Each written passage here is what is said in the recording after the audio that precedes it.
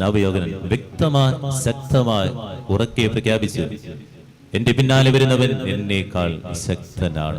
നവയോഗനാന് വേണമെങ്കിൽ പറയാമായിരുന്നു ഞാനാണ് ക്രിസ്തുവെന്ന്, എന്നെ കാണാൻ വേണ്ടി പറയാമായിരുന്നു. പക്ഷേ ആ പേരെടുക്കാമായിരുന്നു. സ്നേഹം എടുത്തില്ല എന്നുള്ളതാണ് മനസ്സിലാകേണ്ടത്.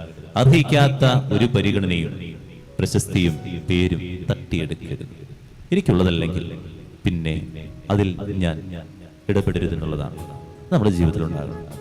ഒരാള് ഹാർഡ് വർക്ക് ചെയ്തുണ്ടാക്കിയ കാര്യമായിരിക്കും, പേര് വരുമ്പോൾ നമ്മൾ ചാടിക്കേറി കസേരയിലിരിക്കുന്നവർ. അങ്ങനെ ഒരു വ്യക്തിത്വം എന്നിലുണ്ടോ എന്നുള്ളതാണ്. ഞാനാണ് ചെയ്തതെന്ന് മറ്റുള്ളവരെ കാണിക്കാൻ വേണ്ടി പലപ്പോഴും കുറെ പ്രകടനങ്ങൾ കാണിക്കുന്നവരായിട്ട് മാറാതിരിക്കുക. സ്നേഹയോനെ നമ്മളെ പഠിപ്പിക്കുന്ന രണ്ട് കാര്യങ്ങൾ: അർഹിക്കാത്തത് തട്ടിയെടുക്കാതിരിക്കുക. രണ്ടാമതായിട്ട് അർഹിക്കുന്ന വ്യക്തികൾക്ക് അത് കൊടുക്കാനുള്ള മനസ്സും കൂടി ഉണ്ടാകുക.